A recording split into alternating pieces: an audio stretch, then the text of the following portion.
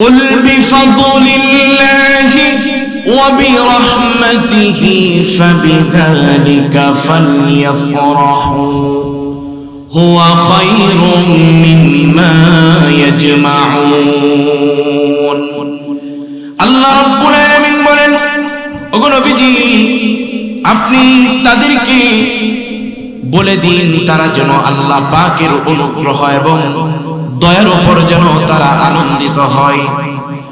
আর এই দুটো বিষয় যারা পাবে আল্লাহ তাআলা বলেন দুনিয়ার মধ্যে যা কিছু আছে, যত নিয়ামত আছে, সবচেয়ে উল্লেখযোগ্য নিয়ামত হচ্ছে তা। এই আয়াতের মধ্যে ফজল এবং রহমাতুন শব্দ দ্বারা কেউ কেউ কোরআনকে বুঝিয়েছেন। বিশুদ্ধ মত অনুযায়ী হযরত আব্দুল্লাহ ইবনে আব্বাস রাদিয়াল্লাহু তাআলা আনহু বলেন, এই আয়াতের মধ্যে ফজল শব্দ দ্বারা কোরআনকে বোঝানো হয়েছে, রহমাতুন শব্দ দ্বারা ইসলাম গ্রহণের তৌফিক বোঝানো হয়েছে। অর্থাৎ যে সমস্ত বান্দা বান্দীরা কোরআন পেয়েছে, ইসলাম গ্রহণের তৌফিক যাদের হয়েছে, আল্লাহ রাব্বুল আলামিন বলেন হাবিব আপনি তাদেরকে বলে দিন তারা যেন এই দুটো নিয়ামত পাওয়ার পর তারা যেন আনন্দিত হয়। আয়াতের শেষে বলা হয়েছে ফাবিযালিকা ফালইফরাহু। পৃথিবীর কোন মানুষ যদি দুনিয়ার অর্থ সম্পদ, টাকা পয়সা, গাড়ি বাড়ি সব কিছু যদি পেয়ে যায়, আর যদি দুই নিয়ামত যদি সে না পেয়ে থাকে, আল্লাহ রাব্বুল আলামিন বলেন তাহলে সে কোনো কিছুই পায় না। আর যদি কোনো মানুষ দুনিয়াতে অর্থ সম্পদ তেমন অর্জন করতে পারে নাই, ক্ষমতাও তেমন অর্জন করতে পারে নাই, শিক্ষা দীক্ষা দিয়ে তেমন উচ্চ স্তরে পৌঁছতে পারে নাই, সমাজের মানুষ তাকে মূল্যায়ন করে না, সমাজে তার দাম নেই, কিন্তু কোরআনের নূরে সে নূরান্বিত হয়েছে, কোরআনের আলোতে সে নিজেকে আলোকিত করেছে এবং ঈমানের মতন মহান দৌলত সে পেয়েছে। আল্লাহ রাব্বুল আলামিন বলেন ওই বান্দা বান্দিটাই সবচেয়ে উল্লেখযোগ্য নিয়ামত পেয়েছে। এই জন্য বন্ধুগণ আমার, এই কোরআন এমন এক কিতাব, এই কিতাব নাযিল করার পরে আল্লাহ রাব্বুল আলামিন এমন একটা যুগ ছিল যেই যুগকে জাহালাতের যুগ বলা হয়, অন্ধকারের যুগ ছিল। কেমন অন্ধকার, কেমন ভয়াবহতা পরিস্থিতি ছিল যে জীবিত একটা কন্যা সন্তানকে নিয়ে যে বাবা মাটিতে দাফন করে দিতেন। কি ভয়াবহ অবস্থা ছিল ওই কঠিন মুহূর্তে। এই কালামুল্লাহ শরীফ আল্লাহ রাব্বুল আলামিন নাযিল করলেন বিশ্ব নবীর মাধ্যমে। যারা কোরআনকে গ্রহণ করেছিল, কোরআন গ্রহণ করে নেওয়ার পর এমন পরিস্থিতি হয়েছিল, এমন যুগ হয়েছিল যে ওই সময় যদি একটা মহিলা রাস্তা দিয়ে যাচ্ছে, একজন পুরুষকে দেখে সে ভয়ে থরথর করে কাঁপতেছে, ওই পুরুষ মহিলার দিকে আসতেছে, মহিলা ভয় পেয়েছে, না জানি আমার উপর আক্রমণ করে ফেলে নাকি। যুবক যখন কাছে আসলো, মহিলা ডাক দিয়ে বলে, যুবক, ও যুবক, তুমি কি আমার কাছে আমাকে কোনো কষ্ট দেওয়ার জন্য আসছো নাকি? যুবক ডাক দিয়ে বলে, মা গো, আপনি কি রাস্তা ভুলে গেছেন? ও মা, আপনি ভয় পাবেন না গো মা, আপনার কোনো ভয়ের কোনো কারবার নেই মা। আপনার যদি রাস্তা ভুলে যান, আমি আপনার রাস্তাকে আমি আপনাকে ইস্তেকবাল করে আপনার গন্তব্যস্থলে পৌঁছায় দিব। মহিলা তখন যুবককে বলে, যুবক রে, তোমার বাড়ি কোথায়? যুবক বলে, আমার বাড়ি এখানেই। মহিলা তখন বলতেছিল, যুবক রে, এই এলাকার মানুষের এত সুন্দর আখলাক তো আগে ছিল না। যুবক ডাক দিয়ে বলে, মা গো, আগে আমার আখলাক এত সুন্দর ছিল না মা, এখন আমি কোরআন পড়েছি, বিশ্ব নবীর মাধ্যমে আমি কোরআন পড়েছি, কোরআন পেয়েছি, আমি কোরআনের মধ্যে পেয়েছি। এখন যদি আমি গুনাহ করি, আমি যদি নাফরমানি করি, কিয়ামতের কঠিন মুসিবতের দিন রব্বুল আলামিনের সামনে আমার দাঁড়াতে হবে। এই জন্য মা আমি কোরআন পেয়ে এই আখিরাতের ভয় আমি অন্তরের মধ্যে লালন করি গো মা। এই জন্য আমি আগে যে খারাপ কাজের সাথে সম্পৃক্ত ছিলাম গো মা, এখন আমি ওগুলোর থেকে তাওবা করে ফিরে এসেছি। ওই যে যুগ ছিল কোরআন না থাকার কারণে জীবিত কন্যা সন্তানকে দাফন করা ফেলা হতো, আর কোরআন আসার পরে এত সুন্দর পরিবেশ করে দিয়েছেন কে? এই জন্য বন্ধুগণ আমার, এই কোরআন আল্লাহ পাক রব্বুল আলামিন আমার আপনার উপর নাযিল করেছেন। আমার আপনাকে কোরআন দিয়েছেন, কোরআন আমাকে আপনাকে পড়ার জন্য, আর কোরআন বাস্তব জীবনে তা বাস্তবায়ন করার জন্য। এই জন্য বন্ধুগণ আমার, এই কোরআনের যুগ ছিল সোনালী যুগ। এই জন্য নবীজি হাদিসের মধ্যে বলেছেন, খায়রু উম্মতি করনি সুম্মাল্লাযীনা ইয়ালুনাহুম সুম্মাল্লাযীনা ইয়ালুনাহুম। বিশ্ব নবী বলেন, আমার যুগ হচ্ছে সর্বশ্রেষ্ঠ যুগ। অর্থাৎ বিশ্ব নবীর সময় কোরআনের আলোতে গোটা সমাজ ব্যবস্থা আলোকিত হয়ে গিয়েছিল। এই জন্য ওই যুগ হচ্ছে সর্বশ্রেষ্ঠ যুগ। এই জন্য আজ যদি কোনো ব্যক্তি জীবনকে সুন্দর করতে চায়, কোনো বান্দা বান্দি পারিবারিক জীবন যদি সুন্দর করতে চায়, সামাজিক জীবন যদি সুন্দর করতে চায়, রাষ্ট্রীয়ভাবে যদি শান্তি প্রতিষ্ঠিত করতে চায়, কোরআনের বিকল্প কোনো রাস্তা নাই। আছে? কোনো রাস্তা নেই। এই জন্য বন্ধুগণ আমার, কোরআন এমন এক কিতাব, আল্লাহ রাব্বুল আলামিন কোরআনে এমন কোন বিষয় বাদ দেন নাই যে বিষয়টা কোরআনের মধ্যে বয়ান করেন নাই। আমার আপনার যে কোনো সমস্যার সমাধান কোরআন আমাদেরকে দিয়েছে। বিশ্ব নবী রাহমাতুল লিল আলামিন হাদিসের মধ্যে শান্তি প্রতিষ্ঠিত কিভাবে হতে হবে বলেছেন। এই জন্য রব্বুল আলামিন কোরআনে কারীমের মধ্যে বলছেন, তিবিয়ানাল লিকুল্লি শাই। আল্লাহ তাআলা বলেন, আমি কোরআনের মধ্যে সব কিছু খুলে খুলে বয়ান করেছি। এমন কোন বিষয় নেই যেটা আল্লাহ রাব্বুল আলামিন কোরআনের মাধ্যমে সমাধান করে দেন নাই। এই জন্য বন্ধুগণ আমার, কোরআন আমাদের পড়তে হবে, কোরআন আমাদেরকে মানতে হবে। এমন একটা যুগ ছিল যারা কোরআনকে মেনে নিয়েছিল, আল্লাহ রাব্বুল আলামিন তাদেরকে শান্তি দিয়েছিলেন, তাদেরকে সম্মানিত করেছিলেন। আর ওই যুগের মধ্যে কোরআনকে যারা মানে নাই, কোরআনকে যারা অবমূল্যায়ন করেছিল, অপব্যাখ্যা করেছিল, আল্লাহ রাব্বুল আলামিন তাদেরকে ধ্বংস করে পৃথিবীর থেকে বিদায় করে দিয়েছিল। নবীজি সাল্লাল্লাহু আলাইহি ওয়াসাল্লাম হাদিসের মধ্যে বলেছেন, ইন্নাল্লাহা ইয়ারফা'ু বিহাযাল কিতাবি আকওয়ামা ওয়া ইয়াদউ বিহা আখারিন। যারা কোরআন মেনে নিয়েছিল, যারা কোরআনকে মেনে নিয়েছিল, কোরআনের রঙে যারা নিজেদের জীবনকে আলোকিত করেছিল, সামাজিক জীবনকে যারা আলোকিত করেছিল, রাষ্ট্রীয়ভাবে যারা আলোকিত করেছিল, আল্লাহ রাব্বুল আলামিন কোরআনের শান, কোরআনের বরকতে তাদেরকেও এরকম ভাবে দুনিয়ার মধ্যে সবচেয়ে সম্মানিত করেছিলেন। আর ওই সময় যারা কোরআনকে অবমূল্যায়ন করেছিল, রব্বুল আলামিন তাদেরকে পৃথিবীর বুক থেকে, পৃথিবীর থেকে চিরতরে তাদের নাম নিশানাগুলো মুছে দিয়েছে। এই জন্য বন্ধুগণ আমার, কোরআন আমাদের পড়তে হবে, কোরআন আমাদের মানতে হবে। আর যদি কোরআন আমরা না পড়ি, কোরআন আমরা না মানি, কোরআনের রঙে আমার আপনার জীবন যদি না রাঙাই, নিজের সন্তানকে যদি কোরআন না পড়াই, এই সমস্ত মাদ্রাসাগুলো, আজকে যে মাদ্রাসার উদ্যোগে মাহফিল, এই মাদ্রাসাগুলোর মধ্যে কি হয়? এই মাদ্রাসাগুলোর মধ্যে কোরআন পড়ে দুনিয়ার মধ্যে সবচেয়ে দাবি মানুষ যেখান থেকে প্রতিষ্ঠিত হয়, যেখান থেকে গড়ে ওঠে, নবীজি বলছেন, খায়রুকুম মান তাআল্লামাল কুরআনা ওয়া আল্লামাহু। যারা কোরআন পড়ে এবং যারা কোরআন শেখায়, ওই দুই শ্রেণীর মানুষ পৃথিবীর মধ্যে সবচেয়ে দামি মানুষ। এজন্য সন্তানদেরকে কোরআনের হাফেজ বানাতে হবে, তাদেরকে খেদমত করাতে হবে, কোরআনের হাফেজদেরকে খেদমত করতে হবে।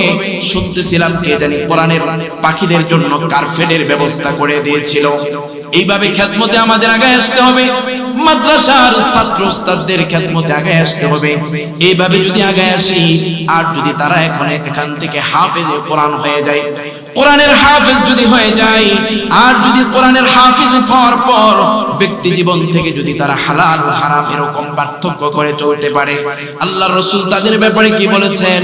নবীজি সাল্লাল্লাহু আলাইহি সাল্লাম বলছেন, মান ক্বারাআল কুরআনা فاستظهره فأحل حلاله وحرم حرامه أدخله الله الجنة وشفعه في 10 من أهل بيته كلهم قد وجبت لهم النار নবীজি বলছেন যে ব্যক্তি কোরআন শিখবে, যে ব্যক্তি কোরআনের হাফেজ হবে, হাফেজে কোরআন হবে, হাফেজে কোরআন হওয়ার পর দুনিয়াতে আল্লাহ রাব্বুল আলামিন যেগুলো হালাল করেছেন ওই হালাল পথে যদি চলে এবং রব্বুল আলামিন যেগুলোকে হারাম করেছেন হারাম থেকে নিজেকে বাঁচিয়ে রাখে, ওই হাফেজ কোরআন মৃত্যুবরণ করার সাথে সাথে রব্বুল আলামিন তাকে জান্নাতে পৌঁছাইয়া দিবে।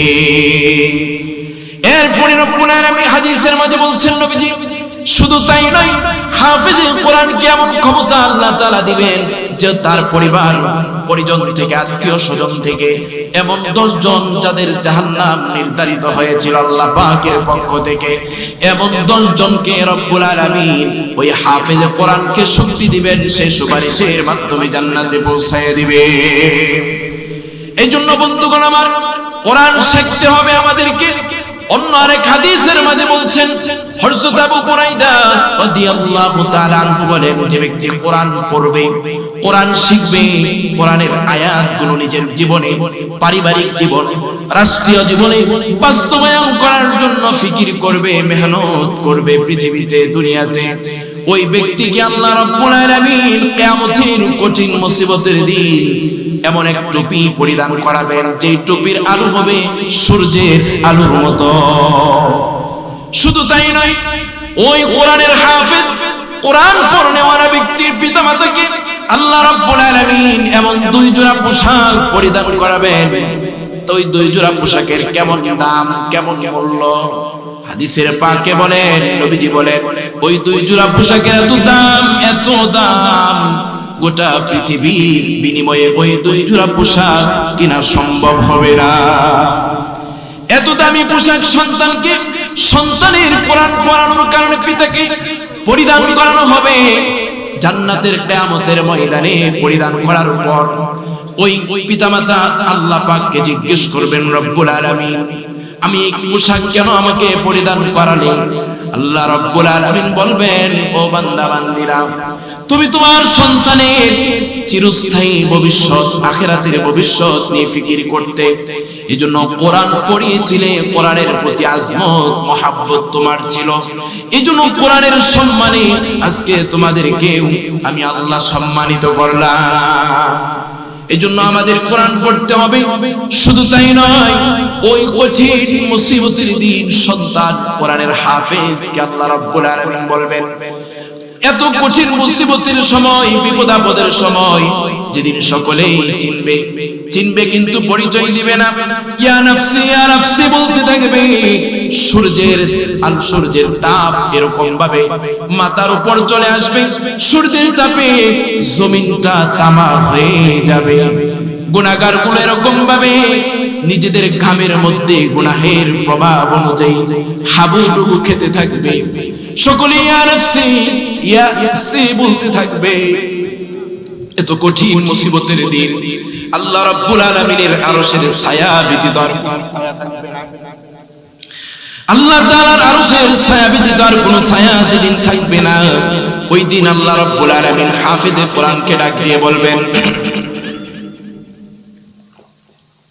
ইকালু লিসাহিবিল কুরআন اقرأ وارتق ورتل كما كنت ترتل في الدنيا فإن منزلك عند آخر آية تقرأها। হে কোরআনের হাফেজ, আসো, দুনিয়াতে যেরকম তুমি তারতিল সহকারে তেলাওয়াত করতে, আজকে তুমি ওইভাবেই তারতিল সহকারে তেলাওয়াত করো।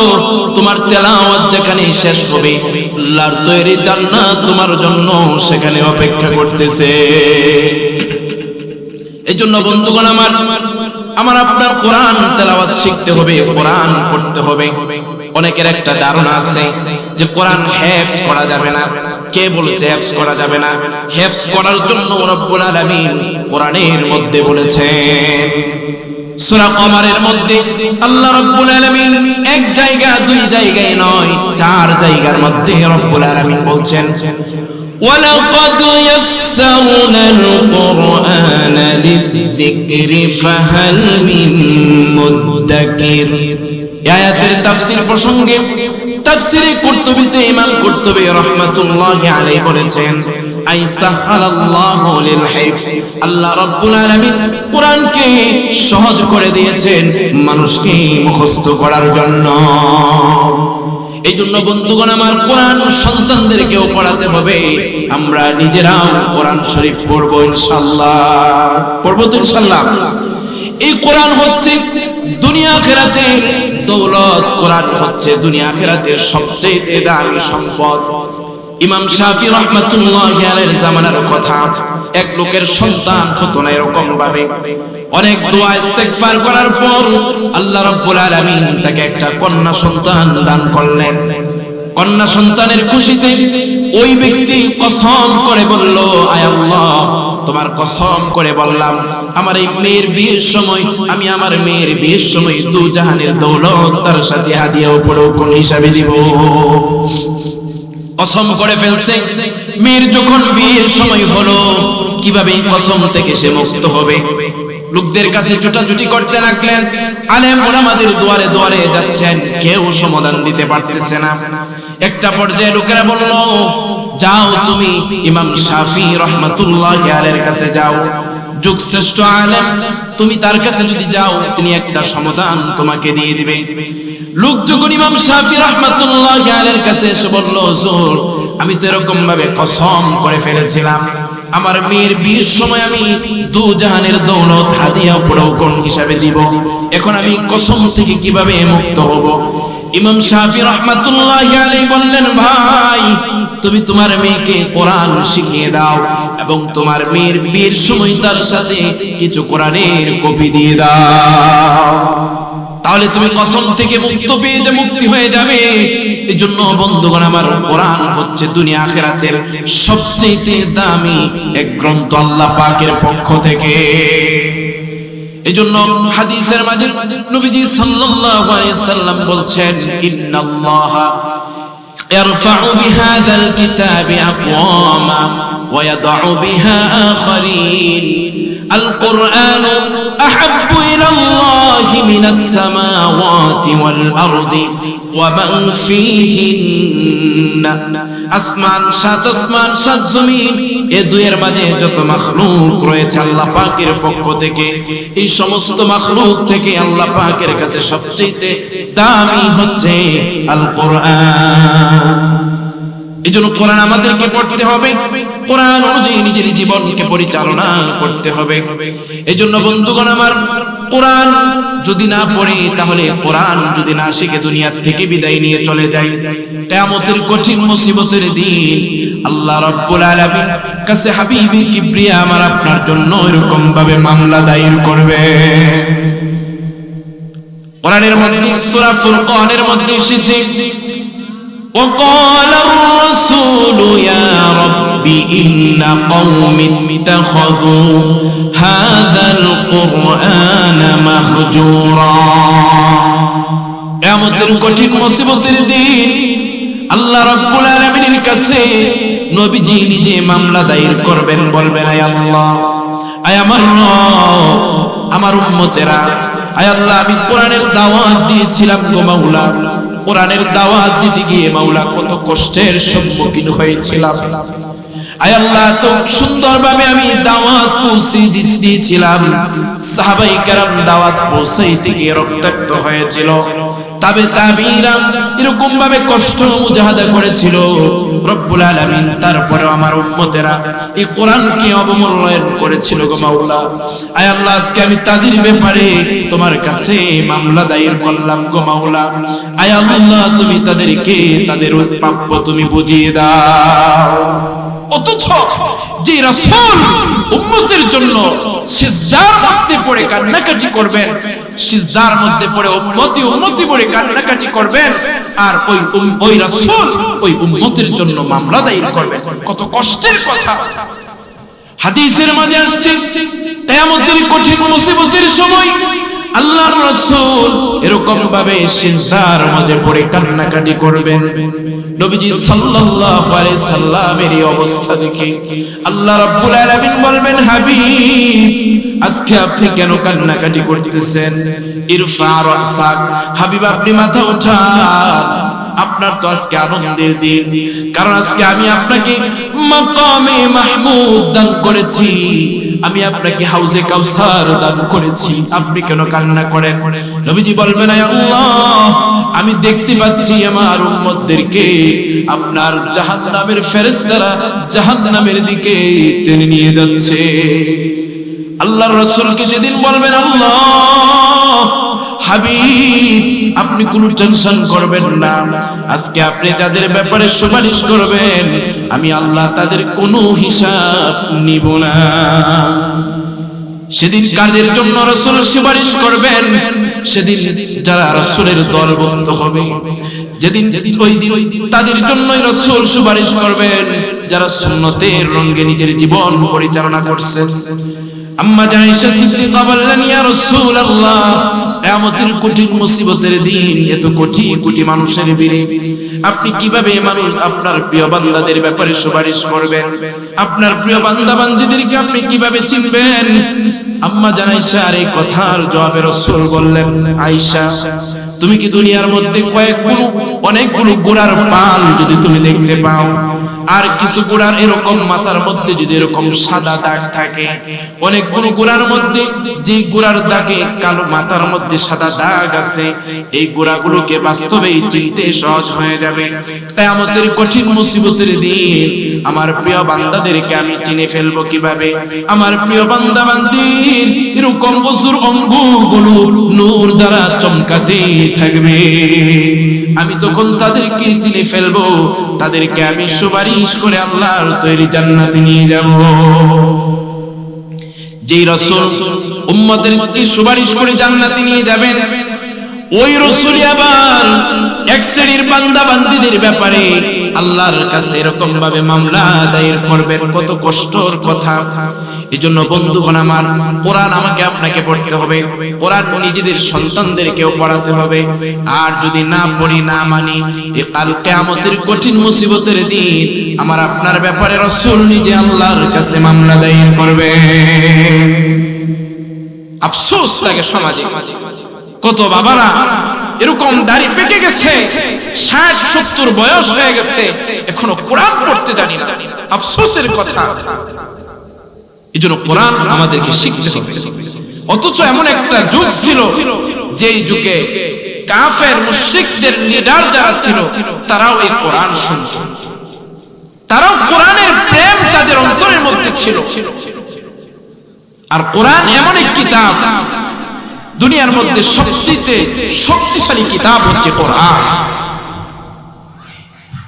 এই জন্য এই কোরআন যদি পাহাড়ের উপর নাজিল করা হতো, পাহাড় বিদীর্ণ হয়ে যেত। পর্বতমালার উপর যদি কোরআন নাজিল করা হতো, পর্বতমালাও এরকম বিদীর্ণ হয়ে যেত। আল্লাহ রাব্বুল আলামিন সূরা হাশরের মধ্যে বলেছেন, লাউ আনজালনা হাযাল কুরআন আলা জাবালিন লারাআইতাহু খাশিআন মুতাসাদ্দিআন মিন খাশিয়াতিল্লাহ ওয়া তিলকাল আমসালু নাদরিবুহা লিন-নাসি লাআল্লাহুম ইয়াতাফাক্কারুন। পাহাড় পর্বতমালা যদি শক্তিশালী হয়ে থাকে, আমি বলি আল্লাহ রাব্বুল আলামিন যাদের অন্তরের মধ্যে কোরআন দিয়েছেন, পাহাড় পর্বতমালার চাইতেও তারা অনেক শক্তিশালী।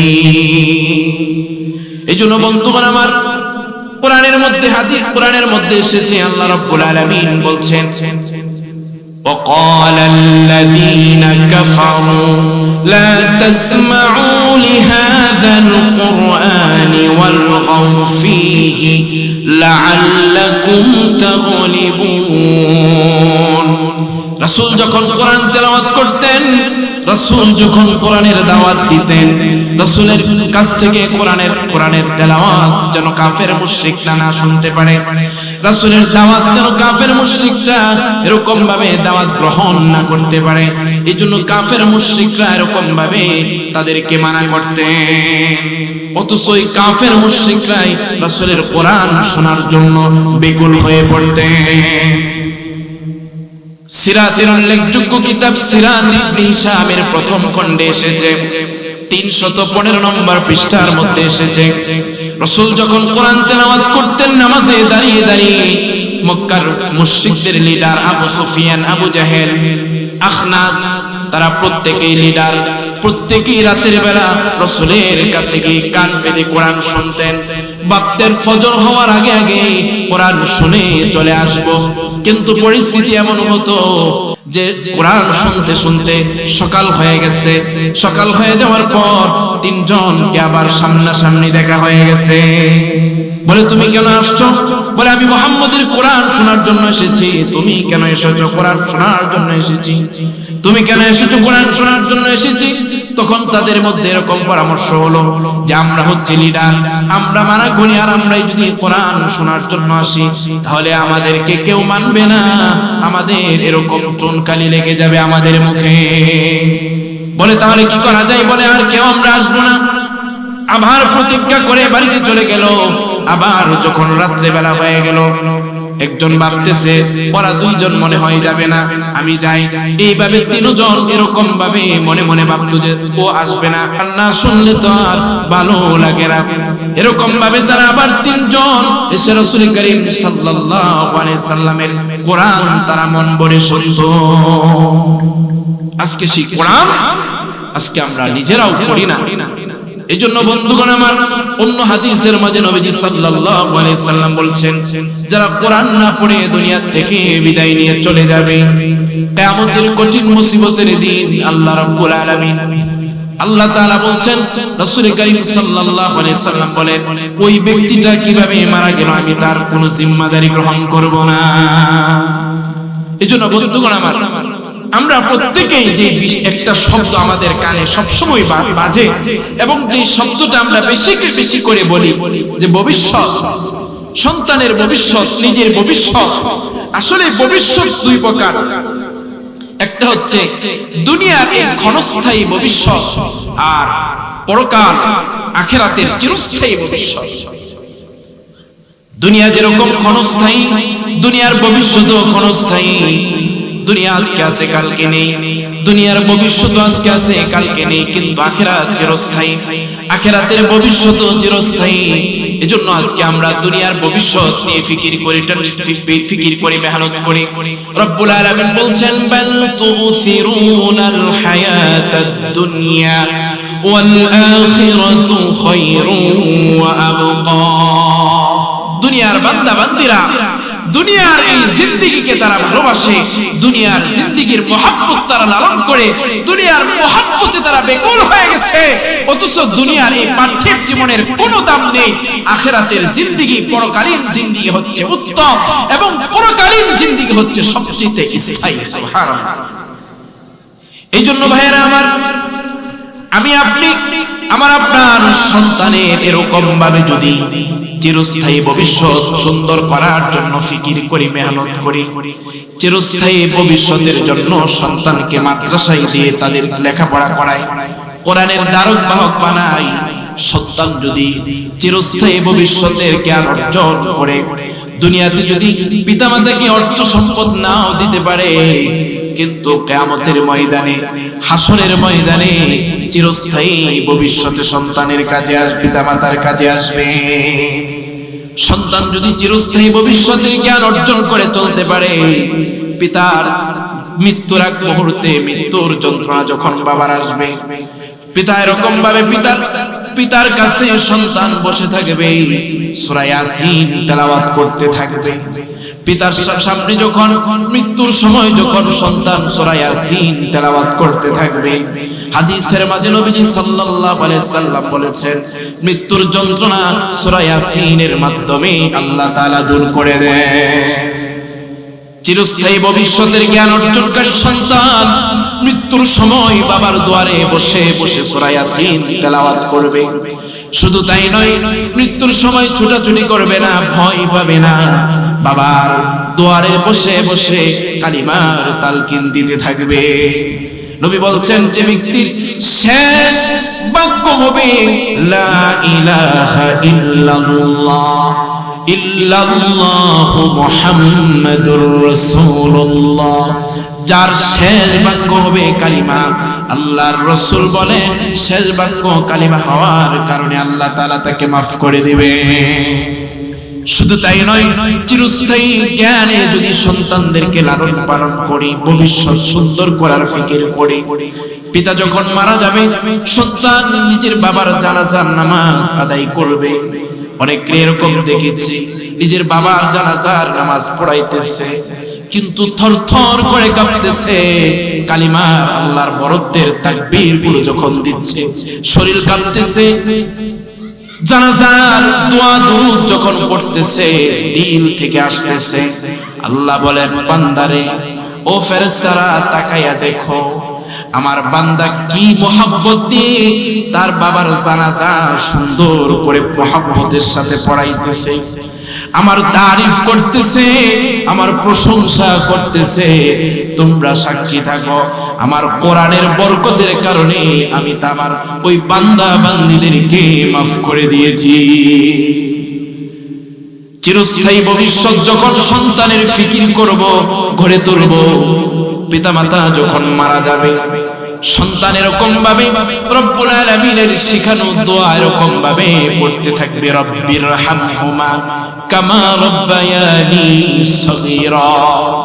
পিতামাতার জন্য দোয়া করবে, রব্বুল আলামিন আমার পিতামাতা যেরকম ছোটবেলা আমাকে লালন পালন করেছিল গো মাওলা, আয় আল্লাহ রহমতের চাদরে তুমি আমার পিতামাতাকেও এরকম ভাবে লালন পালন করো।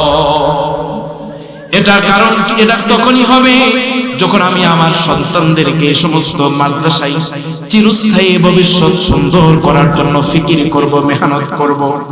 যখন চিরস্থায়ী ভবিষ্যৎ সন্তানের সুন্দর হবে আল্লাহ রাব্বুল আলামিন তখন আমার আপনাকে এরকম ভাবে নাজ নিয়ামত গুলো দিয়ে সম্মানিত করবেন। সন্তান যদি হাফেজে কোরআন হয় এর চেয়ে দামি সম্পদ আর পৃথিবীতে হইতে পারে না। আল্লাহ তাআলা বলছেন ফাবিযালিকা ফালইফরাহু, যারা কোরআন পেয়েছে হাদিস পেয়েছে এর চাইতে শ্রেষ্ঠ নিয়ামত আর পৃথিবীতে হয় না। এইজন্য বন্ধুগণ আমার বাইজিদ বুস্তামি রাহমাতুল্লাহি আলাইহির নাম শুনেছেন। বাইজিদ বুস্তামির মা ছোটবেলা বাইজিদকে মাদ্রাসায় ভর্তি করিয়ে দেয়। বাইজিদ বুস্তামির বাবা বাইজিদ বুস্তামি গর্ভে থাকা অবস্থায় মৃত্যুবরণ করছে। অল্প বয়সে বাইজিদ বুস্তামিকে মা এরকম ভাবে মাদ্রাসায় নিয়ে আসছে। মাদ্রাসায় ভর্তি করানোর পর মা উস্তাদজিকে বলে দিয়েছে, উস্তাদজি আমার বাইজিদকে আপনি ততক্ষণ পর্যন্ত ছুটি দিবেন না, প্রসিদ্ধ ওয়াকিয়া, যতক্ষণ পর্যন্ত আমার বাইজিদ ওলি না হবে, যতক্ষণ পর্যন্ত আমার বাইজিদ আলেম না হবে, ততক্ষণ পর্যন্ত আমার বাইজিদকে ছুটি দিবেন না। মা চলে গেছেন। কিছুদিন যাওয়ার পর বাইজিদের মায়ের কথা মনে পড়ে গেছে। বাইজিদকে দেখতে মন চায়। বাইজিদ উস্তাদজিকে বলে, উস্তাদজি আমার মাকে দেখতে মনে চায়। বাইজিদের উস্তাদ বলে, বাইজিদ তোমাকে ছুটি দিব, তা শর্ত আছে, তুমি যদি কিছুদিনের মধ্যে কোরআনের 3 ভাগের 2 ভাগ যদি তুমি পড়তে পারো তাহলে তোমাকে ছুটি দিব, তুমি তোমার মাকে দেখতে যাবে। বাইজিদ বুস্তামি রাহমাতুল্লাহি আলাইহি উস্তাদের সময়ের আগেই বাইজিদ পড়া যতটুকু দিয়েছিল এর চাইতে বেশি মুখস্থ করে ফেলছে। এবার বাইজিদ বুস্তামি উস্তাদকে বলে, উস্তাদজি এখন আমাকে ছুটি দিন, আমি আমার মাকে দেখতে যাব। যেহেতু পড়া মুখস্থ করছে বেশি, ছুটি দিতে হয়। ছুটি দেওয়ার পর বাইজিদ বুস্তামি রাহমাতুল্লাহি আলাইহি দূরের সফর, তখন তো আর গাড়ি ঘোড়া ছিল না, পায়ে হেঁটে হেঁটে মায়ের কাছে আসছে। এসে দেখে সন্ধ্যা হয়ে গেছে। দরজার কাছে দাঁড়িয়ে মাকে ডাকতেছে, মা গো আমি তোমার বাইজিদ আসছি, মা দরজা খোলো। অনেক ডাকাডাকি করার পর মা দরজা না খুলে বলে, আমার বাইজিদ এখন আসার কথা না, আমার বাইজিদ তখন আসবে যখন আমার বাইজিদ ওলি হবে, আমার বাইজিদ যখন আলেম হবে তখন আমার কাছে আসবে, আর তুমি আমার বাইজিদ না, তুমি চলে যাও। বাইজিদ বুস্তামি রাহমাতুল্লাহি আলাইহি বুঝতে পারলেন আমার মা এই অচল সন্তানের চেহারা দেখবেন না। বাইজিদ বুস্তামি চলে গেল। চলে যাওয়ার পর উস্তাদকে ঘটনা বলার পর উস্তাদ ভালো করে পড়াশোনা করার পর বাইজিদ বুস্তামি রাহমাতুল্লাহি আলাইহি এক যুগ পড়াশোনা করলেন, হাফিজ কোরআন হলেন, আলেম হলেন, এবার বড় আলেম হলেন। এখন উস্তাদজি বললেন, বাইজিদ তুমি তো এখন বড় আলেম হয়ে গেছো, তোমাকে আগামী কালকে পাগড়ি পরিধান করে দেব, তুমি তোমার মায়ের কাছে তুমি চলে যাইবা। রাতের বেলা বাইজিদ বুস্তামির উস্তাদ স্বপ্নে দেখতেছে, আল্লাহর রাসূল বাইজিদ বুস্তামির উস্তাদকে স্বপ্নের মাধ্যমে বলতেছে, উস্তাদ আগামী কালকে আমার বাইজিদকে তুমি ইলমের পাগড়ি দিবে, আমার পক্ষ থেকে একটা পাগড়ি দিবে, আর তাসাউফ উলুমে মারিফতে পাগড়ি দিবে আমার পক্ষ থেকে, এবং তোমার পক্ষ থেকে খেলাফত ও ইজাজতটাও দিয়ে দিবে। সকালবেলা বাইজিদকে পাগড়ি পরিধান করানো হলো। বাইজিদ বুস্তামি রাহমাতুল্লাহি আলাইহি মায়ের কাছে আসলো। দীর্ঘদিন হয়ে যাওয়ার কারণে বাইজিদ বুস্তামির মা এখন আর চোখে দেখে না। বাইজিদ বুস্তামির মা বন্ধ হয়ে গেছে। বাইজিদ বুস্তামি মায়ের কাছে এসে বলতেছে, মা গো আমি তোমার বাইজিদ, আলেম বাইজিদ। বাইজিদ বুস্তামির মা বাইজিদকে জড়িয়ে ধরে এরকম ভাবে কপালে মুখে চুমু খাচ্ছে, সন্তানের সাথে মায়ের ভালোবাসা আদান প্রদান করতেছে। আর উনি বাইজিদের দিকে তাকিয়ে মা দেখতেছে আর বলতেছে, বাইজিদ তুমি আমাকে ওযু করার পানি দাও, আমি আজকে আমার রবের দরবারে শুকরিয়া আদায় করব, কারণ তোমার বাবার আমানত পেটে আসার পর আমি নিয়ত করেছিলাম তোমাকে আলেম না বানাইয়া তোমার বাবার কাছে যেন আমাকে আল্লাহ না নেয়। আজকে আমি আল্লাহর কাছে দোয়া করব, শুকরিয়ার নামাজ আদায় করব। বাইজিদ বুস্তামির মা নামাজ আদায় করলেন, আল্লাহর কাছে এরকম ভাবে দোয়া করলেন, রব্বুল আলামিন সন্তান পেটে আসার পর আমার স্বামী চলে গেছে, স্বামীকে নিয়ে নিছো গো মাওলা। আয় আল্লাহ আমি নিয়ত করেছিলাম গো মাওলা, সন্তানের পিতার আমানতকে আল্লাহ আলেম না বানাইয়া তুমি আমাকে নিও না গো মাওলা। আয় আল্লাহ তুমি আমার দোয়া কবুল করেছো গো মাওলা। আয় আল্লাহ এখন আমার এই সন্তানের খেদমত দুনিয়াতে আমি চাই না। রব্বুল আলামিন আমার সন্তান আমি যদি বেঁচে থাকি আমার খেদমত করতে গেলে তোমার খেদমত করতে পারবে না, তোমার দ্বীনের কাজ করতে পারবে না। রব্বুল আলামিন আমি আমার সন্তানের দ্বারাতে আমি খেদমত নিতে চাই না, আমার খেদমত নিলে তোমার দ্বীনের খেদমত করতে পারবে না। এইভাবে যখন বাইজিদের মা দোয়া করতেছিল, সাথে সাথে কালিমা পড়ে পড়ে আল্লাহর তৈরি জান্নাতে চলে গেছে। এই জন্য বন্ধুগণ আমার, সন্তান যদি ভালো মানুষ হয়, সন্তান যদি এরকম ভাবে চিরস্থায়ী ভবিষ্যৎ নিয়ে আমরা সুন্দর করার ফিকির করে মেহনত করি, তাহলে ওই সন্তানের উসিলা করে আল্লাহ রাব্বুল আলামিন পিতামাতাদেরকেও মাফ করে দিবে।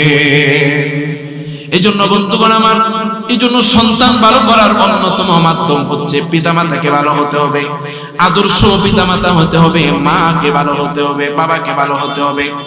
এই জন্য বন্ধুগণ আমার, মায়েদের তো জান্নাতে যাওয়ার একেবারে সহজ পদ্ধতি রাসূল বলেছেন। যদি কোনো মা চারটি কাজ দুনিয়াতে থাকা অবস্থায় করতে পারে, ওই মায়ের এমন শক্তি আল্লাহ তাআলা দিবেন যে ওই মা যে কোনো জান্নাতের দরজা দিয়ে প্রবেশ করতে চাইলে আল্লাহ রাব্বুল আলামিন সেই শক্তি তাকে দিয়ে দিবেন প্রবেশ করার। المرأة إذا صلت خمسها وصامت شهرها وأحصنت فرجها وأطاعت بعلها فلتدخل من أي أبواب الجنة شاءت। নবীজি বলছেন, কোন নারী যদি 5 ওয়াক্ত নামাজ ঠিক মতনে আদায় করে, রমজান মাসের রোজা রাখে, নিজের সতীত্বের হেফাজত করে, নিজের স্বামীর আনুগত্য করে, এই 4 গুণ যদি কোনো মা অর্জন করতে পারে, ওই নারীর এমন ক্ষমতা থাকবে, ওই নারী জান্নাতের যে কোনো দরজা দিয়ে প্রবেশ করতে চাইলে ওই দরজা দিয়ে সে প্রবেশ করতে পারবে। এজন্য আমাদের মা বোনদেরকে এই 4টা গুণ যেন শিখতে পারে, ওই পরিবেশে তো তাকে নিয়ে যেতে হবে, তাই না? ক্ষণস্থায়ী ভবিষ্যৎ সন্তানের সন্তান হবে কোথায়, ওই পরিবেশে সন্তানদেরকে নিয়ে যেতে হবে। ক্ষণস্থায়ী ভবিষ্যৎ সুন্দর হবে এই সমস্ত ইলমুল কোরআন মাদ্রাসার মধ্যে যখন আমরা সন্তানদেরকে পাঠাবো, এবং সন্তানদেরকে যখন কোরআনের আলোতে আলোকিত যখন করব, তখন সন্তানের চিরস্থায়ী ভবিষ্যৎ সুন্দর হবে। আর চিরস্থায়ী ভবিষ্যৎ যখন সন্তানের সুন্দর হবে, এই সন্তানের উসিলা করে আল্লাহ তাআলা পিতামাতার দুনিয়া এবং আখিরাতে তাদেরকে সম্মানিত করবেন। এজন্য আমরা সন্তানদেরকে মাদ্রাসায় ভর্তি করাবো তো ইনশাআল্লাহ, করাবো তো ইনশাআল্লাহ। আল্লাহ তাআলা আমাদেরকে তৌফিক দান করুন। মাশাআল্লাহ, অনেক মাদ্রাসার অনেক সুন্দর পরিবেশ, বিশাল জায়গা, মাদ্রাসার পরিবেশও সুন্দর। ছাত্রদেরকে দেখলাম খুব সুন্দরভাবে নম্রভাবে তারা হাঁটাচলা করতেছে। এজন্য এই নুরানি পরিবেশে আমরা ছাত্র দিয়েও সুন্দর করে এই মাদ্রাসার পরিবেশকে আরো সুন্দর করবো তো ইনশাআল্লাহ।